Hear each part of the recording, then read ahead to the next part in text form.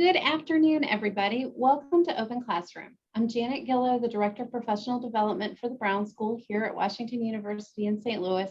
Thank you so much for coming to today's program.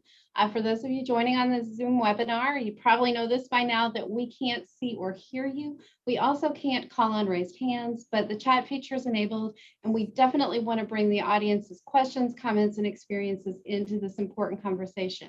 We're streaming live on YouTube, and we welcome anybody who's joining us on YouTube. We are not able to moderate chat for that part of the program, though.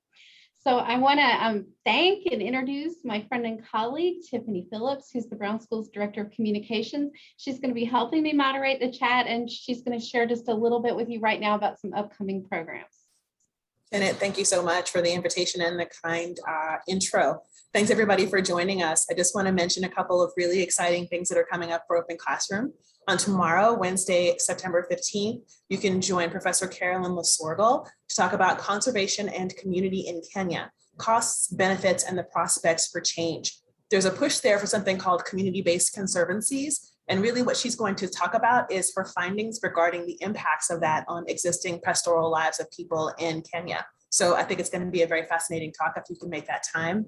Also on Monday, September the 20th, we have another session called Understanding Afghanistan, Insights from the New York Times' Carlotta Gall. She's a well-respected reporter for the New York Times. She covered Afghanistan and Pakistan for them from 2001 to 2011. Then she also wrote a series of really insightful articles covering the recent end of the U.S. International Coalition's presence in Afghanistan. So we think that's going to be a fascinating talk, and being able to interact with someone who has that breadth of experience is going to be really great for everyone who can join. And with that, I'll give it back to Janet. Great. Thank you so much, Tiffany. We would love to have you join us for either of those programs or anything else coming up on Open Classroom. I'm going to throw a link in the chat in just a second to remind you where our webpage is. Today, our speaker is Washington University's Executive Vice Chancellor for Civic Affairs and Strategic Planning. In addition to his role as one of our top administrators, Hank Weber is also an educator. He's a professor of practice here at the Brown School, and he also teaches architecture and urban design students. He writes widely on segregation, urban development, and the role of anchor institutions like universities and other major employers in American cities. Hank is leading a long-term study of the comparative performance of cities and regions on measures of growth and equity. So he's studied this topic extensively, and he's here to share some insights with us on improving the quality of life for residents of neighborhoods with concentrated poverty. What are evidence-supported strategies? Please welcome Hank Weber. Thank you so much for that kind introduction, Janet and Tiffany, and thank you for inviting me to give this presentation. Next slide, please. This is not a presentation whose germinus is in a dissertation or a class or a theory. It's in a part of my life.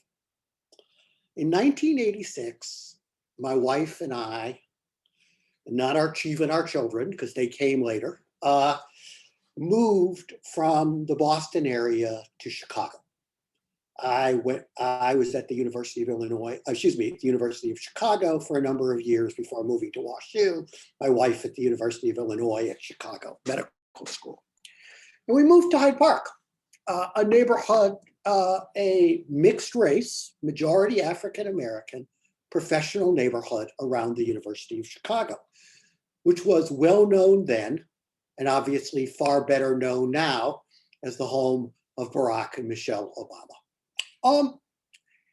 Hyde Park's a really, really nice place to live. We loved living there. We loved raising our kids there. It's also surrounded by much weaker neighborhoods, particularly then.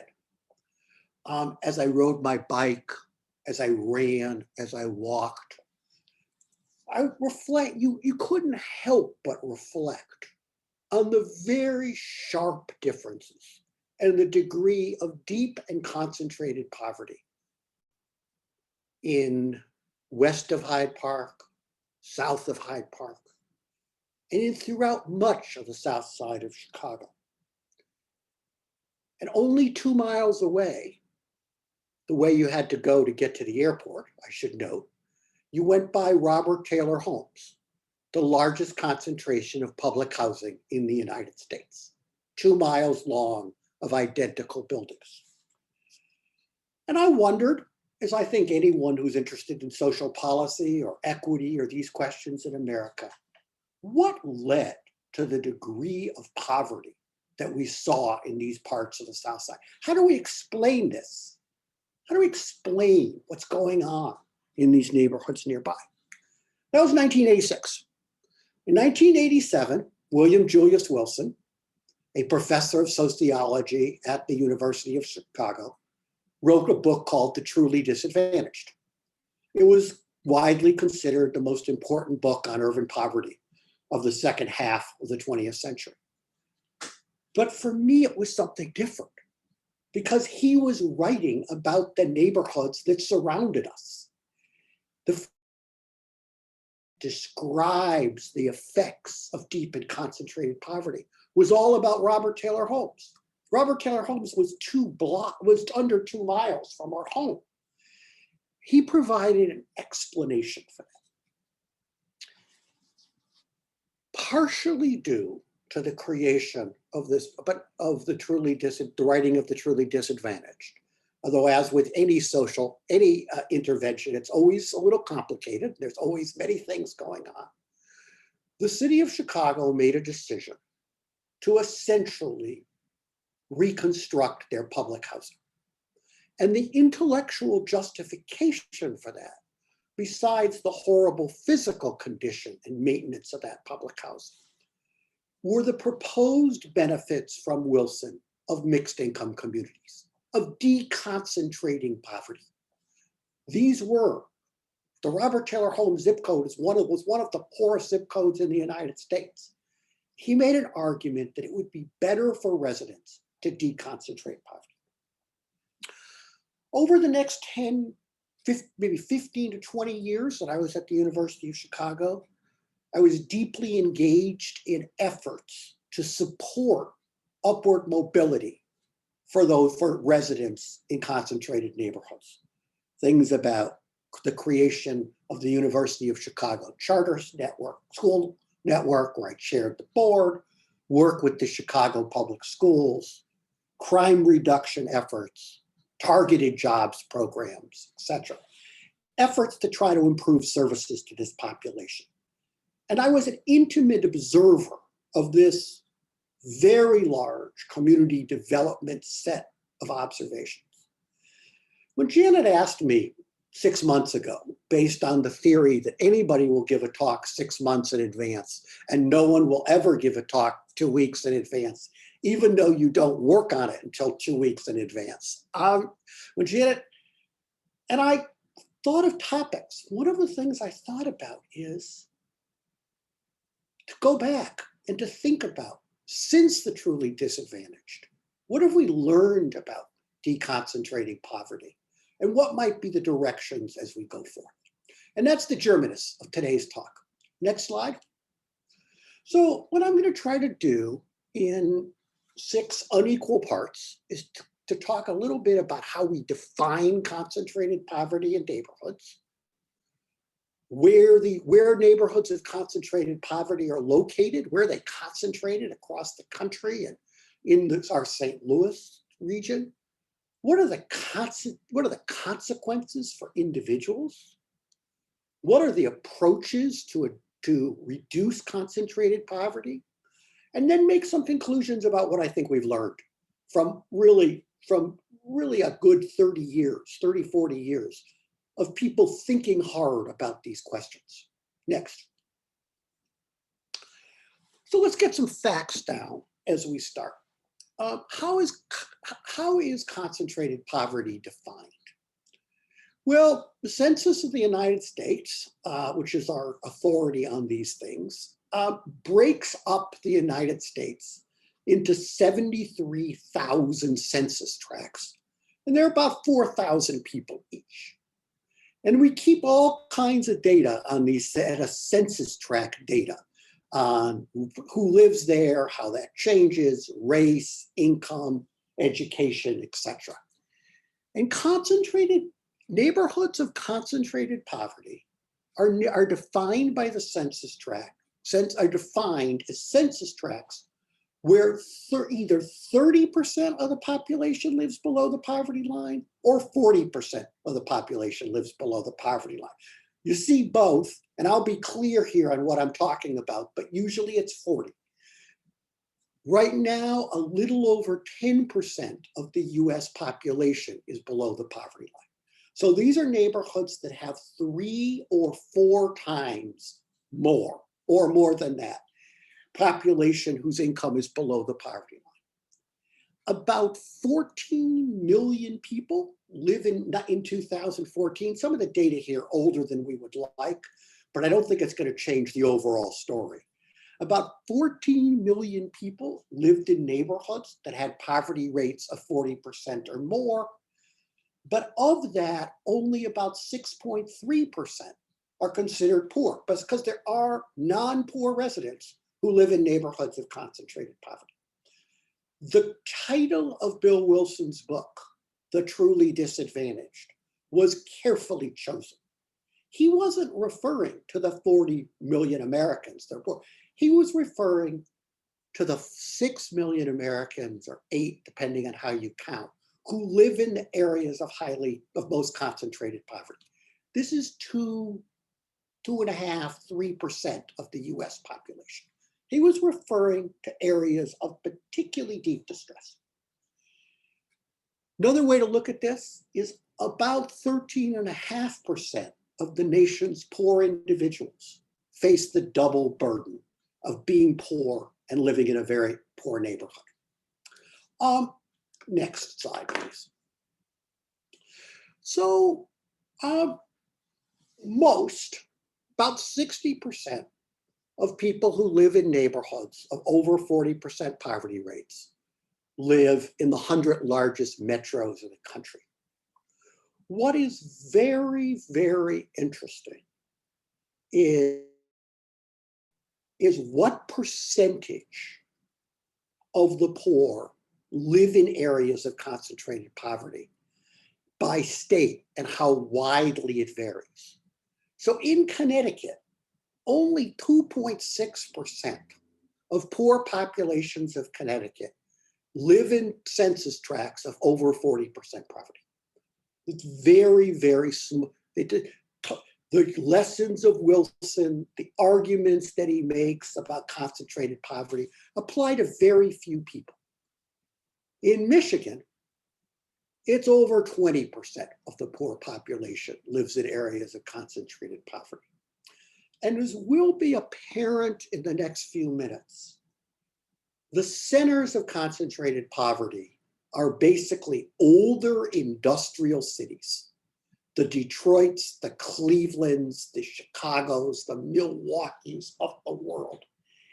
And then some areas in the South, which have either large Hispanic populations of relatively recent immigrants or widespread rural poverty. This is a chart from Paul Jagrowski on the concentration of poverty in the new millennium. It actually includes a funny era. It doesn't have in tan, Kentucky or Tennessee, which are neighborhoods, so you'll see here again, first of all, you'll see much lower proportion, much lower percentages of concentrated poverty for whites than we're going to see for African Americans in a minute. And where we're going to see the largest number for whites are going to be predominantly in Appalachia, in Tennessee and Kentucky, where the largest areas, traditional areas of rural poverty, and actually where I spent the first couple of years of my professional career was as a community organizer in Eastern Tennessee and Eastern Kentucky, but before the Chicago work. I had a nice run as a community organizer, but not quite the run of my neighbor, Barack Obama, who did a little bit better. This is Black, this is for African Americans. And you see here that a dramatically higher percentage of poor African Americans live in concentrated poverty than poor whites. Poor whites tend to be widely distributed across many neighborhoods. Poor Blacks are much more likely to live in areas of concentrated poverty. And the rates are highest in this industrial part of the country that I noted, starting in Pennsylvania, Michigan, Illinois, moving down through the southern areas. You'll also note on the last two slides, much lower rates of concentrated poverty in West Coast cities. West Coast cities are less segregated. If you can flip back to the last slide for a second. Go back to this one. West Coast cities are much less segregated by income than are cities in the older eastern part of the United States. Next. So where's concentrated poverty in St. Louis? This looks at the region, and there are no surprises here. It is in the city where you see spots, and we'll go into the city in a little more detail in a few minutes. It's in the city. It's in suburban communities north of the city, and it's in East St. Louis and immediately east of the city across the river. There's almost no areas of rural concentrated poverty in the St. Louis SMSA. Next.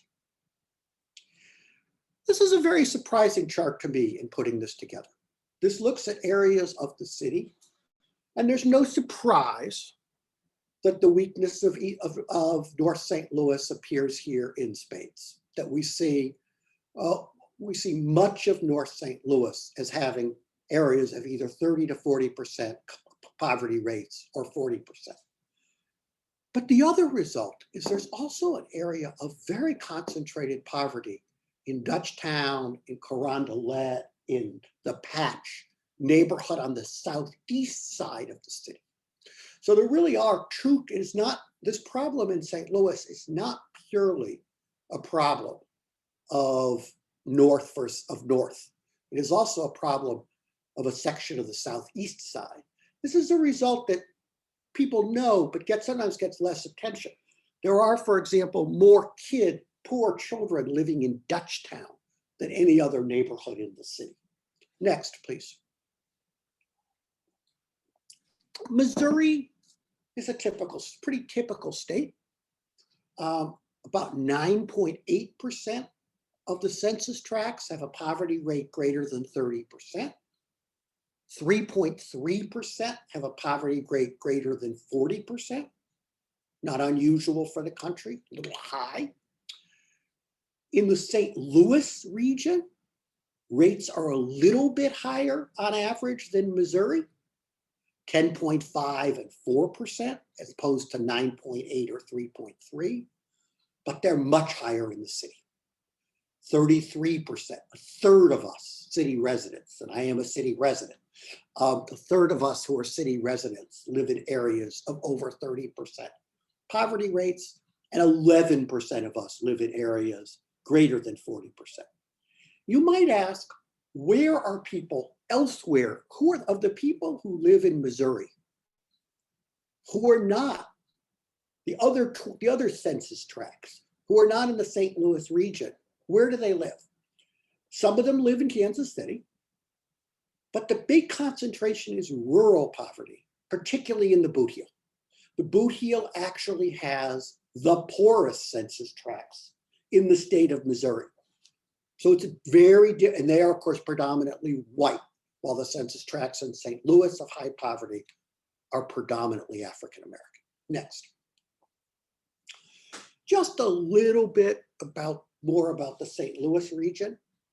We've been pretty flat, a little bit of improvement in the percentage of poor residents in our region who live in areas of concentrated poverty.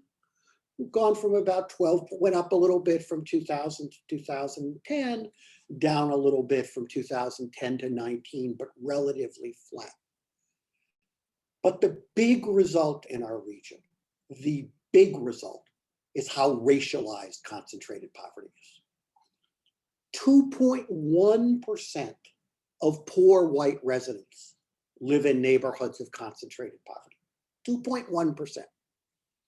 Almost 20% of African American residents in poverty live in areas of concentrated poverty. Poor whites are far, far, far more likely to live in middle class or even wealthy neighborhoods than are poor African Americans. Next. So this just looks at some of the national data. It's one of the last slides of data, and then I'll go to talking about what we might do. But what you'll note here is in the 90s, in the economic boom of the 90s, there was great progress at reducing concentrated poverty in America.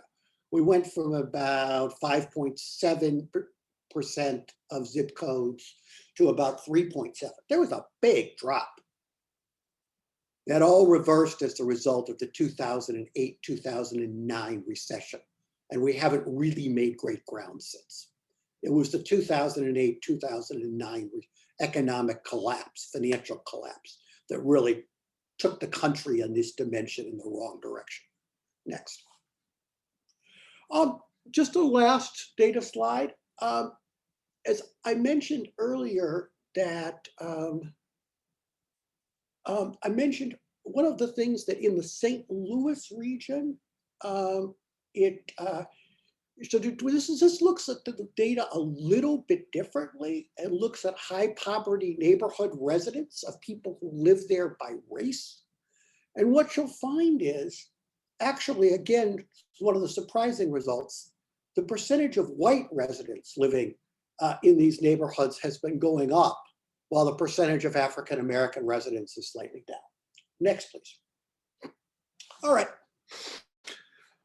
So Wilson in 1987 produces this book that gets tremendous attention. And what he argues and what he says in the book is, in a time of plenty, in a time where we're making progress on some elements of racial integration, and he, of course, is an example of that, an African-American distinguished service professor at the University of Chicago. We're also seeing a growing phenomenon of very highly concentrated, of neighborhoods, predominantly African-American, predominantly in these Rust Belt cities, which are where problems of crime, welfare dependency, a word that kind of doesn't exist now, non-marital childbearing, and unfavorable health, education, and work outcomes are extremely prevalent. So we have areas that on social indicators are doing extraordinarily badly. And his predominant concern was an argument that they are places that stack the dice against kids growing up to be successful adults. Doesn't mean some do not, he fully acknowledges that, but it stacks the dice. Next slide. He makes three fundamental arguments. And for those who are of a certain age and in a certain fields, everyone knows somebody who wrote their dissertation examining whether these were true or not. He launched 1,000 dissertations. One is these are places that have very unusual degrees of distress, unusually high crime rates, unusually low high school graduation rates, unusually high rates of low rates of people involved in labor force participation, particularly men. Second argument is that there is a concentration effect. It is not simply that a lot of poor folks live there. It's that living surrounded by a very large number of poor neighbors, living far from centers of activity like jobs, creates a compounding effect, that who your neighbors are matter, and that creates a compounding effect. And third, he says this is caused by two fundamental issues, one of which is the changing economic role of cities. That the previous few decades prior to this book had been extremely difficult for African American men in particular, because of the great losses of manufacturing jobs, the globalization and automation and closing of manufacturing, of jobs in steel, jobs in autos, jobs in machine tools, jobs, etc. And that the losers in that economic transition were disproportionately African American males, and that led to a reduction in family income. This was a result of the great deindustrialization of America.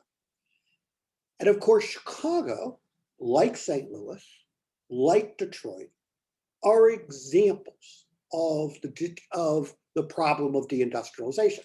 There were 200,000 manufacturing jobs in North City and North County in 1950. I don't have the exact count today, but it's certainly well less than a third of that.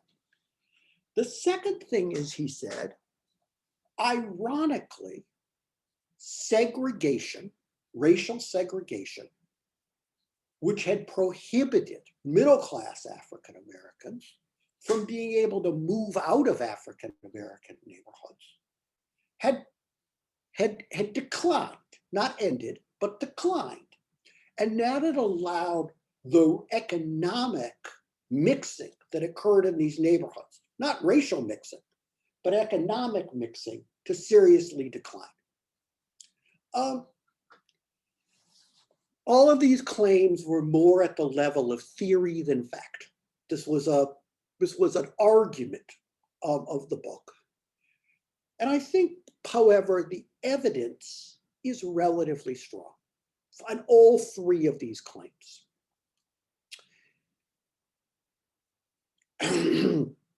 He did understate the continuing role of residential segregation in not allowing people who wanted to move. But there is evidence that he did not know that the negative effects of concentrated poverty are multi-generational. Patrick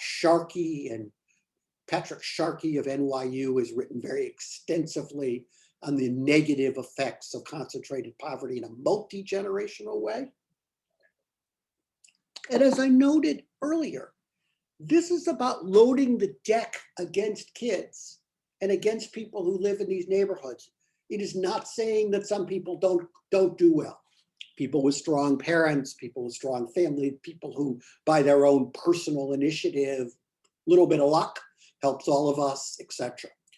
But he was arguing that this is about loading the deck. Next.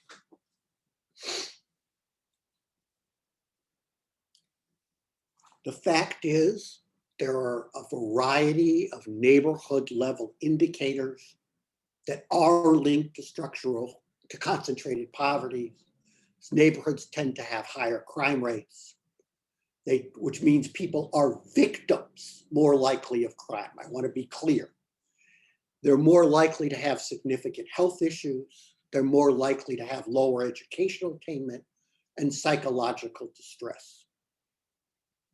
We also found that concentrated poverty and rises in poverty in general hurt wealth creation, because rising poverty rates tend to lead to sharp declines in housing prices and rent. And that's a real problem, because we know that differences in housing are a big part of the difference in wealth between whites and African Americans in our society. For children, the evidence is also clear. About 8.5 million children live in concentration poverty in the US. That's 30%, not 40. About 12% of all children in the country. Children suffer the most, is generally believed. They are, as we know from the work of Raj Chetty, children in high poverty neighborhoods are less likely to achieve economic mobility, to have incomes much greater than their parents, than children who grow up poor in areas that do not have concentrated poverty. So it reduces economic mobility. They're more likely to attend schools with lower test scores and lower graduation. They're more likely to expose to environmental hazards, and they're less likely to have healthy food options, to live in a food desert. Next. So why is it that living next to your neighbors matters so much? Why is it that this influences in this way? And there's a lot written on this, and I can't tell you that my own read of the literature can properly assign values to each of these things. These are things that are commonly cited and are probably all significant, but the relative influence, despite the fact that Janet's made me read all these articles in the last couple of weeks, most of which I've read before, but not in a concentrated period and not with my pen in front of me. These are neighborhoods that have higher crime rates, weaker goods and services. That means access to grocery stores. That means the quality of schools. That means the quality of childcare.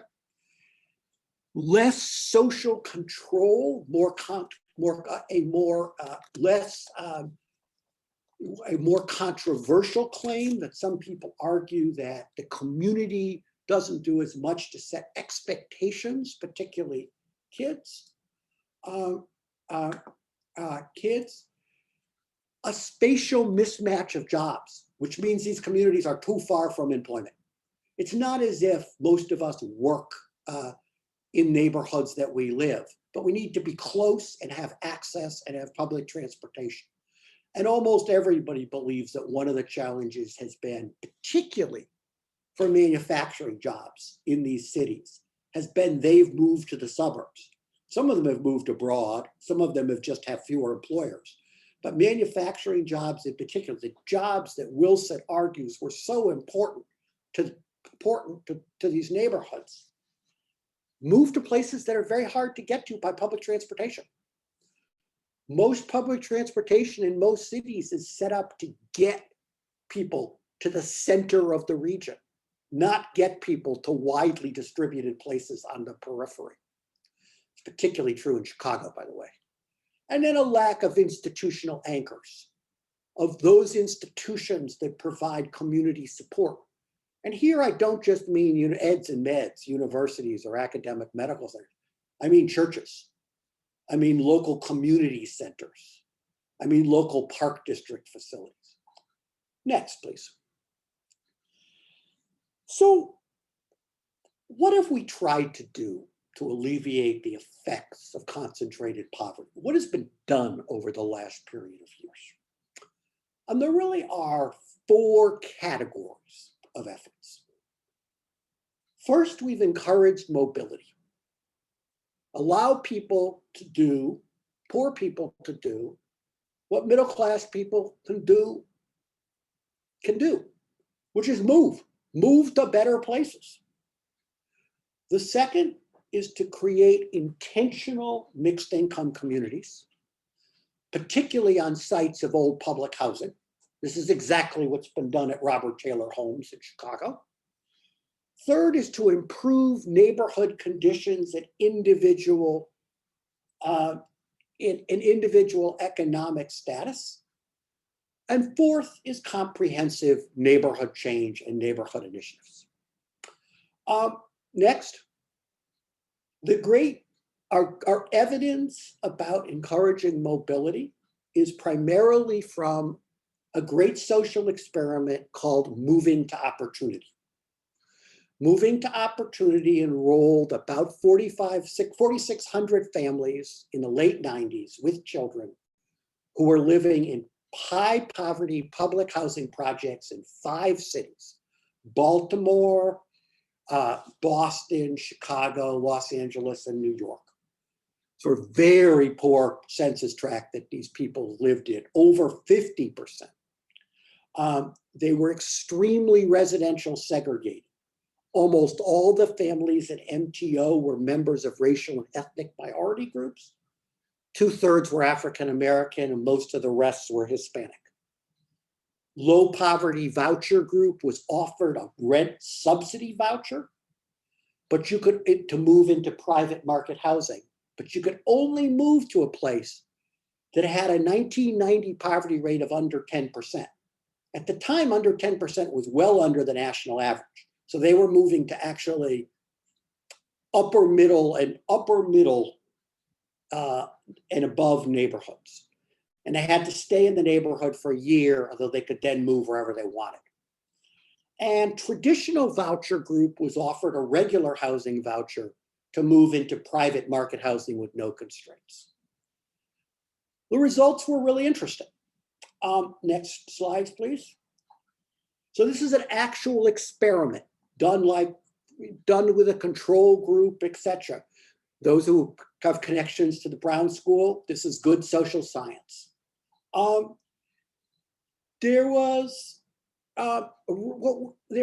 what's interesting about this work is that we've learned a lot more over time.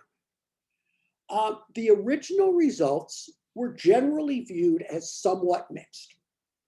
There was a modest impact of levels of neighborhood racial segregation and school quality experienced by families. Low poverty voucher increased the chances of having a college educated friend by 1/3, meant that you're likely to live in a neighborhood that has a crime rate about 2/3 of a previous neighborhood, and reduces the chance of having seen drugs used or sold in the neighborhood by 40%. Wasn't any effect on earnings for adults. Wasn't any effect on schooling outcomes for kids. Wasn't any effect on reported health status. There was a reduction in the risk of extreme obesity, a reduction in the risk of diabetes, and a big mental health benefits. Those, however, were entirely functions of boys. And I think somebody's making that point in the chat. I get the first line of the chat appears at the bottom of my desk, although boys may have actually fared worse. Next, there was a re-evaluation later done by Raj Chetty as part of his groundbreaking work on that looked basically at very long-term income data from census returns. And he found that there were much stronger economic benefits for those who moved prior to age 13, that their annual income was 31% higher. They had better college attendance. More years in a low poverty neighborhood led to better results. I should note, however, there was still little to no benefit of those who move after the age of 13. And the increases in income, while 31% is a lot, it's off a pretty low base. It's off a base of $11,000 or $12,000. So it raises it to 15. So I wouldn't say this is a panacea. Next. The second thing we've done is we've added middle-class residents to poor neighborhoods. These are creating intentional mixed income communities. This has often been combined with the reconstruction of public housing sites. This has been done extensively in St. Louis, dramatically in Atlanta and Chicago, and often as completely new developments that have scraped the previous public housing sites and relocated people for a long period of time, then rebuilt new communities. And this next page, we'll look at a few pictures of these. Often they're very nice. Often they're very nice, new urbanist designs, etc. Go back, please. The positives that this has been extensively followed by Mark Joseph and his colleagues at a National Center of Mixed Income Housing at Case Western Reserve. Mark is an old colleague of mine from Chicago. And there have been positives that residents reflect on this. They feel much safer. They note the dramatically improved housing, as they've moved from particularly very, very, very poor public housing to dramatically improved housing. And there are neighborhood, and it's very good in many cases for the surrounding neighborhoods to, instead of having low-rise, decrepit public housing, to have these new urbanist neighborhoods. On the other hand, in almost every city I know of, or almost every city, when we've done this, we've sharply reduced the number of housing units available. Chicago, there was on the order of 40,000 units that were taken down, and there's on the order of 20% of that that's been built.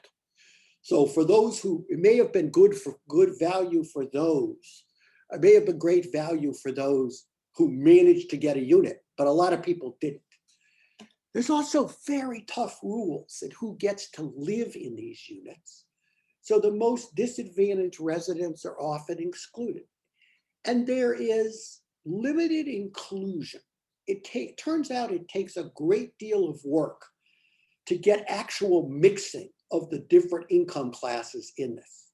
So some real benefits in dramatically improving housing, and some real benefits to surrounding neighborhoods and safety, but also some real challenges in this, particularly in Chicago, which is really the epicenter of this phenomenon, along with Atlanta. Next. While we're changing slides, there were a couple of comments that seem like they're very specific to this part of the presentation. One person, Ricky Watts, said that it seemed like this might be a stepping stone for gentrification. So I wanted to just throw that out there while you were in this section. Okay, let me address that in the end, and let me talk. I actually am going to specifically talk about that in the end. And I'm going to have time for a few questions at the end. The third doesn't get very described because it's not a movement, but it's sort of obvious part of this. If we have challenges in neighborhoods of concentrated poverty, another option is to just improve conditions. If schools are a problem, improve schools. If childcare is a problem, and many people in this group work on this call, I'm sure, do this every day. They work on making these places less safer. They work on creating higher quality, affordable housing for these populations. And then last, if the problem is deep poverty, we do have the options to alleviate that. We do have the options to transfer more wealth. We do have the options of adding a national child care. So I just want to note that all of these neighborhood things, besides all these movements and these kind of real estate functions and these programmatics, we have the option of just improving conditions.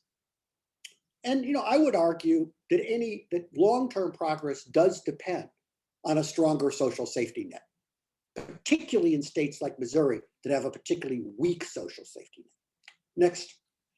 And the last is comprehensive neighborhood change, of which I've spent much of my time in the last 25 years, which many people on this call have been on this for a long time. And these are efforts to comprehensively organize a community, either through a lead agency or a coalition of a set of agencies, to work together to break what's called the cycle of intergenerational poverty. This work has been done by many community development corporations in the United States, Fabulous work is being done in St. Louis, particularly by some newer organizations, by Invest STL, which is trying to raise resources to do this in Northside neighborhoods. We can describe the many variations of this, but the one that people most cite is the Harlem Children's Zone, which include very large, very well-funded programs, 7-week education and support program for all new and expected parents, weekly home visits, operations of a set of high quality preschools, a very impressive charter schools network called Promise Academies, Center for Higher Ed Support, etc. Next. The list goes on. It is an attempt, and it has been done in a set of places around the country to provide a comprehensive set of services at a high level to support individuals. And the results, at least for those who enroll in the services, are very impressive. The school results are very impressive. The early preschool results are very impressive. What's now being studied is, how do those benefits flow to those who, how do those benefits flow for those in the neighborhood who don't participate? Is it actually the participants we know are getting value out of these charter schools? How about the kids who aren't in those schools? And that's something that methodological issue is an issue that's being addressed in many community initiatives. It is also a very expensive program. It's about $100 million a year. And in the real world of a lack of strong federal support for these things, that's a lot of money to raise and come up with. It also, and this was the question that was raised, it's taking place in a place that is gentrified, that's in Manhattan. It's in one of the strongest real estate areas in the world. And while Harlem's is becoming less African-American, and it's becoming wealthier. And one of the challenges here is, how much is that weakening? How much is that an issue? In general, Robert Sampson argues, many argues, that in weak market cities, in St. Louis, in Milwaukee and Cleveland, it's not very likely you're going to see large-scale gentrification as a result of a neighborhood improvement. Is it really true here? Maybe not. This is a very different market. So let me wrap up with some conclusions and then give you a chance to ask some questions. One, the level of distress in areas of concentrated poverty, be they in St. Louis, be they in Native American enclaves in the United States, be there in Appalachia, where I lived from 1980 to 1983, is unacceptable. There's no quick fix. Neighborhoods change slowly. They really do, except in areas of tremendous economic pain. Racism, growing economic inequality, part of the challenge that all of these efforts to improve the quality of life of poor residents are working against is that their incomes have been going down for a long time, while the incomes of the upper groups are going up. And local land use controls. If you really want to make mobility work, you've got to get suburbs to create affordable housing, or you've got to have that there. Many suburbs in the St. Louis region don't allow multifamily zoning. Forget about affordable housing. And so how are we going to encourage mobility with local lobbies? It is my strong belief morally that we should give people who feel locked in place the opportunity to get unlocked. And there are some benefits of doing it for those people who choose. but it's very hard to find very, very large numbers of this. There's wonderful work done by EHOC and others to try to make this process work. And it's never been clear to me how many people want to move, how large this population of people who just mobility. Next. Most people do cite losing community ties, losing living near neighbors, losing living near families is a real loss. Now, some people will say that's okay, it's better opportunities. I think we should give those people that choice. As someone who raised their children 1,000 miles of one set of grandparents and 2,000 miles from the other, people should have that choice. I think there's a lot of positives in some of the mixed income housing, but it is much harder to implement in non-public housing sites. These are very regimented, a third, a third, a third, and they're built at the same time in an interesting way. And there's increasing evidence that you need to offer extensive service improvements as well as nicer housing for people to benefit. And urban strategies and other organizations, urban strategies here do that extremely well. My belief is that comprehensive community initiatives are the most scalable approach, but they require very long-term resources. You will not move poor neighborhoods without a long time and a lot of money. That's what the evidence seems to suggest. Can be done. A willingness to cede power to local groups and local residents, and at least in some parts of the country, strong anti-gentrification measures, strong measures to preserve the ability of, as neighborhoods improve, people can stay. I think those measures exist, but they're expensive. Equity in public services, that the schools in North St. Louis or in Riverview Gardens are as good as the schools in Ladue or Clayton, in my view, would do a lot and is a moral requirement, but it's not true. It's not how we fund those things. It's not how we administer those things. And last, segregation remains an overwhelming problem. Talked a little bit more longer than I would like, Janet, but ask me a few questions. Hey, Tiffany, are you going to lead us off? Hank, that was wonderful. And there were so many questions in chat, and we both have pages of notes in just a few minutes. But Tiffany, to you first. Sure. We had a question from Shayla. She had asked about the lower level of poverty concentration among white people, that that could be a function of them living in rural areas where the population is less dense in general. Well, but the census tracts are bigger in rural areas.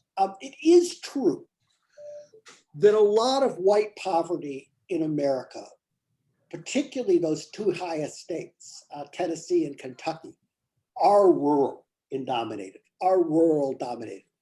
And interestingly, they're a result of exactly the same phenomena that Wilson describes in big cities. Wilson says, look, African Americans were tremendously hurt by downsizing of steel in Pittsburgh or automobile manufacturing in Detroit, where they lost UAW jobs. Those jobs pay pretty well, and they don't require great educations. What happened in Eastern Kentucky, where I lived, is that coal mining, despite the fact that every 4 years, a candidate for president, one candidate, says we're going to bring back the coal mining industry, the coal mining industry is not coming back. It continues to decline. And those were high-paid UAW jobs. So I think there is a rural phenomena, but I think that the underlying economics are pretty similar. Okay. There was another question from Pam. She wanted to know if anyone had looked at environmental degradation in poor neighborhoods or the relationship to over-policing that might result in young people of color, specifically, especially young Black men, having records that ended up impacting their later opportunities. Yeah, it's a really a really good question about both environmental contamination and living in less safe areas, which does tend to often be minority populations. It's not always. It's an issue, of course, in the Western United States. It gets a lot of attention among Native American communities. It gets attention around Superfund sites, et cetera, in cities. And then around the extraordinary complex issue of the way having a record, particularly for males, reduces your future chances. I think those are really good things to study. I don't know the literature, but I'll take it as part of my homework.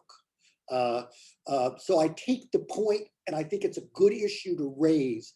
I think that, frankly, the issue of environmental effects here is a really recent issue, so it hasn't gotten the kind of long term. I do think there is likely a big role here, particularly for African American males living in concentrated poverty, for this issue of the involvement in the criminal justice system, and often for nonviolent crimes in the way that affects future earnings. And of course, there are a number of faculty at the school, Sean Joe et al., who know a whole lot more about this than I do. So the book that really inspired the beginning of your journey, and a lot of the data that you've found, we're referencing poverty in purely financial terms, but you're also highlighting sort of the social capital elements that are really, we're finding important when we're talking about concentrated poverty. This may be a stump the star question, but I'm curious, has anyone developed a model of poverty and defining poverty that is more holistic? Oh, people have been writing about this for generations and some of the work's been very, very highly criticized because it suggests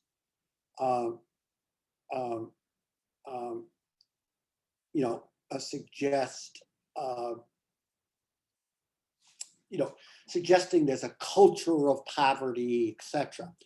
But I think people have looked at some of this. In his book on Chicago, Robert Sampson tried to look, for example, at neighborhoods where people feel safe walking at night. That's not an income or poverty issue, but that's part of it.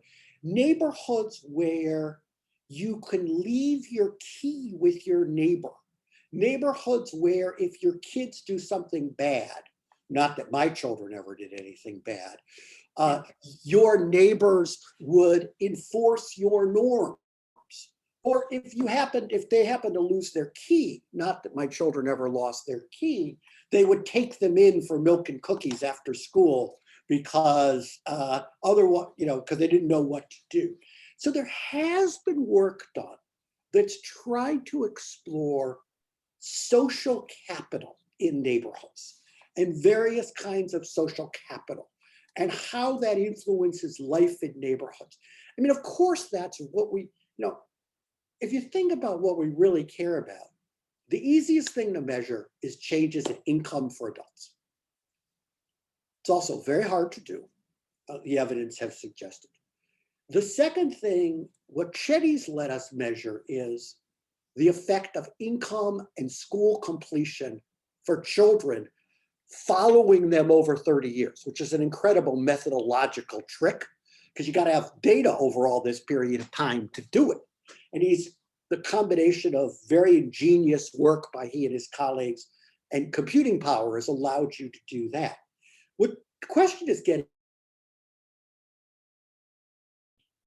meeting my basic needs for sociability. We do know about crime data, although it's not perfect, including self-reported it. Where do I feel safe, etc.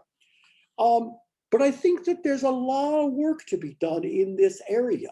I think the broader the definition, when I think about what we loved living in Hyde Park, to go back, what we loved is, for a number of years, the most important thing in our life well, it's a little overstated. One of the most important things in our lives was a fabulous playground across from a coffee shop where we could take our kids from the time they were about 3, the youngest was about 3, till the oldest was about 9, on Saturday and Sunday mornings.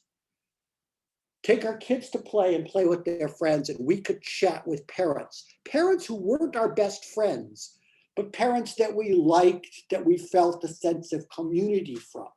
And if you ask me what we valued about Hyde Park, we'd say the Bixler play lot. We're not so good at counting the value of the Bixler play lot and